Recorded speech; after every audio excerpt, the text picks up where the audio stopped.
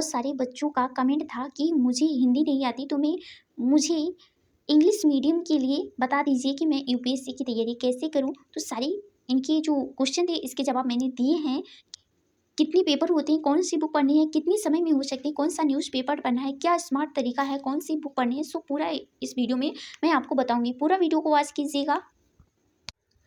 UPSC preparation strategy for English medium student step by step guide. If you are a English medium student and want to clear UPSC, you need the right strategy. This video, I will guide you step by step on how to preparation effectively and crack the exam. Understand the UPSC exam structure. UPSC exam has 3 step. First step हमारा है objective. Objective में हमारे 2 paper होते हैं। First paper उसमें होता है general science, दूसरा होता है सी सेट क्वालिफाई नंबर होता है। देन उसके बाद हमारा होता है मेंस, जो कि ये आपका सब्जेक्टिव होता है। इसमें आपके 9 पेपर होते हैं। जीएस के 4 पेपर होते हैं, ऑप्शनल के 2 पेपर होते हैं, देन एसए के आपके 2 पेपर होते हैं। इसके बाद हमारा होता है इंटरव्यू 3 स्टेप में हमारा, यानी कि इसमें आपका होता है पर्सनालिटी टेस्ट। देन इसके बाद हम आपको बताते हैं कि ये तो हमारे पेपर हो जाते हैं 3 स्टेप में, प्री मेंस और इंटरव्यू। जो बच्चे 0 से तैयारी कर रहे हैं बहुत अच्छे से स्ट्रेटजी मैंने बताई है। सो हमारा दूसरा स्टेप है कि and study material for UPSC के लिए कौन सी बुक होनी चाहिए जो बच्चे इंग्लिश मीडियम की तैयारी कर रहे हैं। तो यहाँ देखते हैं हम कि closing the right books in the first step to success. History के लिए आपके लिए कौन सी बुक होनी चाहिए? एनसीईआरटी क्लास 6 से लेकर 12 तक, foundation for ancient history, history, modern history, spectrum, यानी कि यहाँ पर स्पेक्ट्रम आपका होना चाहिए जो कि आधुनिक भारत का इतिहास होता है। फिर उसके बाद मॉडर्न हिस्ट्री, यानी कि मोस्ट इंपॉर्टेंट होता है प्री एंड मेंस के लिए। या हम आपको बता देते हैं एंशिएंट हिस्ट्री आपका आर एस शर्मा का है। देन दूसरा जो आपका है ये है मिडिवल हिस्ट्री, जो कि सतीश चंद्रा का है। ठीक है, इसके बाद आपका जो मॉडर्न हिस्ट्री है ये स्पेक्ट्रम या फिर विपिन चंद्रा का ले सकते हैं, बट इसमें स्पेक्ट्रम बहुत इंपॉर्टेंट होता है। देन दूसरा हमारा सब्जेक्ट होता है पॉलिटी। पॉलिटी में हमारा है एम लक्ष्मीकांत, बहुत इंपॉर्टेंट बुक है, प्री और मेंस के लिए दोनों में बहुत हेल्प करता है। इसमें इंडियन पॉलिटी होता है। सो हमारा थर्ड जो बुक है ये है जियोग्राफी। जियोग्राफी में हम देखते हैं कि एनसीईआरटी 6 से लेकर क्लास 6 से लेकर 12 तक बेसिक कॉन्सेप्ट इसमें होता है, ये बहुत इंपॉर्टेंट बुक होता है। इसके बाद आपका स्टैंडर्ड बुक होता है जीसी लियोन का, इंग्लिश मीडियम के आते हैं, ये सारे इंग्लिश मीडियम का बुक मंगाइएगा। ठीक है, इसमें हम देखते हैं कि जीसी लियोन का एक आता है फिजिकल जियोग्राफी। देन उसके बाद हमारा जो चौथा बुक आता है ये है इकोनॉमी। इकोनॉमी के लिए आपको एनसीईआरटी की बुक ले लेनी है, बहुत इंपॉर्टेंट ये बुकें हैं एनसीईआरटी की जो मैं बता रही हूँ बहुत इंपॉर्टेंट है। एक तो है 11th और 12th की बेसिक बुकें हैं, लेकिन बहुत इंपॉर्टेंट ये बुकें होती हैं इकोनॉमी के लिए।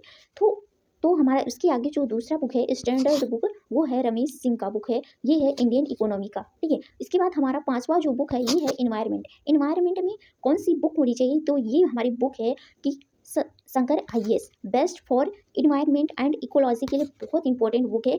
जितना मैं बुक बता रही हूँ बहुत इंपॉर्टेंट बुक बता रही हूँ, सारे टॉपर्स यही बुक को चूज करते हैं।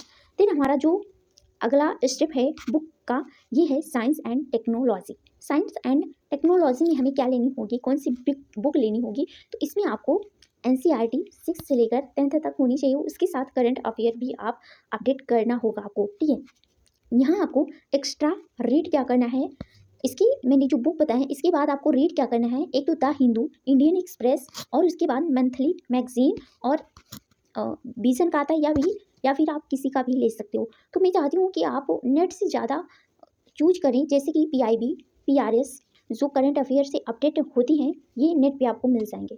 तीसरा पॉइंट हमारा है daily study plan for UPSC preparation, यानी कि हमें क्या करना होगा? तो पहले हमें तो consistency is the key, follow this simple daily routines, यानी मुझे क्या करना है, मेरी टाइम टेबल कैसे होनी चाहिए। पहले तो मुझे कंसिस्टेंसी रखना होगा। पहला हमारा है कि मॉर्निंग के समय हम 2 से 3 हावर्स में क्या करेंगे, तो इसमें हम रीड करेंगे एनसीईआरटी जो स्टार्ट हम करेंगे शुरू में, उसके साथ हमारे कुछ जो स्टैंडर्ड बुक होंगे, लेकिन पहले हम एनसीईआरटी केवल पढ़ेंगे, फिर उसके बाद हम अपनी स्टैंडर्ड बुक को फॉलो करेंगे। देन उसके बाद हम आफ्टरनून में क्या करेंगे, तो 2 आवर्स में हम एक तो रिवीजन करेंगे, उसके बाद एक बार हम रिवाइज कर लेंगे, उसके बाद हम क्या करेंगे, शॉर्ट्स नोट्स भी बना लेंगे। ठीक है, उसके बाद आपका तीसरा स्टेप है, इवनिंग में हम क्या करेंगे, तो 2 आवर्स में हम इसे सॉल्व प्रीवियस ईयर्स की क्वेश्चन को देखेंगे इससे रिलेटेड। देन उसके बाद नाइट के समय हम क्या करेंगे, 1 आवर्स में हमें क्या करना है, रीड न्यूज़पेपर करना है। ठीक है, एडिटोरियल को करना है। सो मैं चाहती हूँ आप अपने हिसाब से अपने टाइम टेबल को बनाएं, बहुत अच्छा स्ट्रेटेजी होगा। मैं आपको सजेशन देना चाहूँगी कि एक दिन में आप 2 बुक को फॉलो करें। देन उसके साथ आपको करंट अफेयर को भी ऐड करके चलना होगा। अगर आपको अपने हिसाब से बनाए हो टाइम टेबल तो बहुत अच्छा है, नहीं तो आप इसी प्रकार से बना सकते हो। अगर आप अभी न्यू हो तो मैं तो सजेशन आपको यही करूँगी कि आप एनसीईआरटी को पहले पढ़ें। हमारा फोर्थ जो स्टेप है, how to paper for prelims के लिए क्या होनी चाहिए। सो मैं बात करती हूँ कि prelims is a game for accuracy and the elimination. First step हमारा है, read NCERT a standard book 6 month मुझे करना है। देन उसके बाद हमारा दूसरा स्टेप है, सॉल्व पीवाईक्यू क्वेश्चन मुझे करना है, वो भी 10 ईयर के क्वेश्चन को करना है। देन हमारा तीसरा जो पॉइंट है ये है अटेम्प्ट मॉक टेस्ट, यानी जो मॉक टेस्ट होते हैं उसे मुझे अटेम्प्ट करना होगा। इंपॉर्टेंट जो आपकी स्टेप है ये मैंने आपको बता दी है।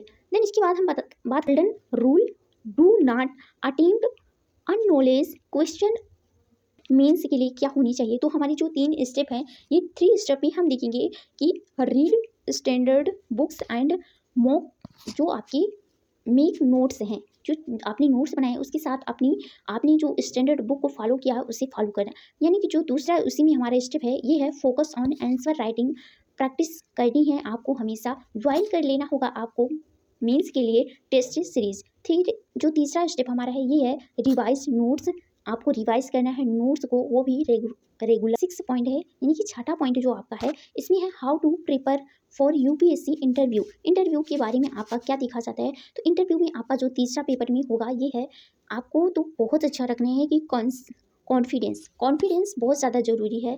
एक तो कॉन्फिडेंस बच्चों के पास नहीं होता है, और एक तो हॉनेस्टी और नॉलेज आर दी की।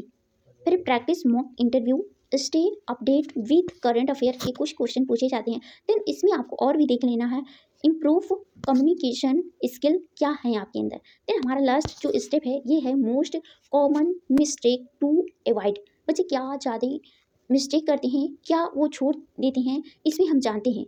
और जो बहुत इंपॉर्टेंट होता है उसी बात बच्चे ज़्यादा स्किप करते हैं। पहले पॉइंट को हम देख लेते हैं कि इग्नोर क्या करते हैं बच्चे, इग्नोर ये करते हैं करंट अफेयर को। वो कहेंगे आज पढ़ेंगे कल पढ़ेंगे, सो कभी नहीं कल हुआ है और ना होने वाला है। तो अभी अगर आप स्टार्ट कर रहे हो तो बहुत अच्छे है, और अभी से करंट अफेयर को स्टार्ट कर दो। अगर आप 2026 भी दे रहे हो, 1.5 साल का लगभग आपके पास करंट अफेयर के क्वेश्चन होने चाहिए।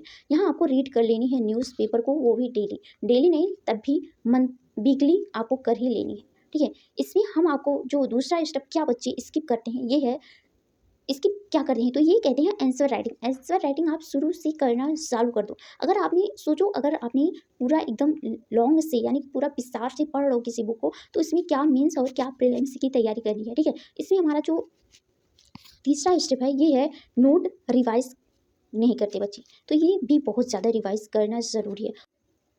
और जो हमारा चौथा पॉइंट मैं बताना चाहूँगी आपको, कि बच्चे सिलेक्ट नहीं करते कि मुझे कितना पढ़ना है, उन्हें अभी 2-4 बुक और मिल जाए तब भी वो पढ़ेंगे। सो मैं चाहती हूँ कि आप उतना बुक मत पढ़ें, उतना ही सिलेक्टेड पॉइंट को ही पकड़ें। अगली बात हम देखते हैं कि अगला फाइनल हमारा क्या है। तो यहाँ पर मैं ख़त्म करती हूँ इसको, लेकिन फाइनल में हम आपको बताएंगे कि सक्सेस कब मिलेगा। सक्सेस आपको सक्सेस का मंत्र क्या है यूपीएससी के लिए, तो ये है आपको डिसिप्लिन में रहना बहुत ज़्यादा ज़रूरी है। तो डिसिप्लिन, दूसरा है कि कंसिस्टेंसी, और तीसरा हमारे है कि स्मार्ट वर्क। तीसरा हमारा पॉइंट है स्मार्ट वर्क, यानी कि सक्सेस आपको ज़रूर मिल जाएगा। ये सारे इक्वल टू सक्सेस, मतलब कि आपको रखना है पहला डिसिप्लिन, दूसरा कंसिस्टेंसी, तीसरा स्मार्ट वर्क करना है। सो बहुत अच्छा आपका सक्सेसफुल आपको ज़रूर मिलेगा, एक दिन ना तो एक दिन। मैं बात करती हूँ स्टडी स्मार्ट करनी है आपको, उसके साथ आपको क्या करने हैं, प्रैक्टिस करनी है। देन उसके बाद आपका स्टिक यानी कि कंटिन्यू हमेशा करना है।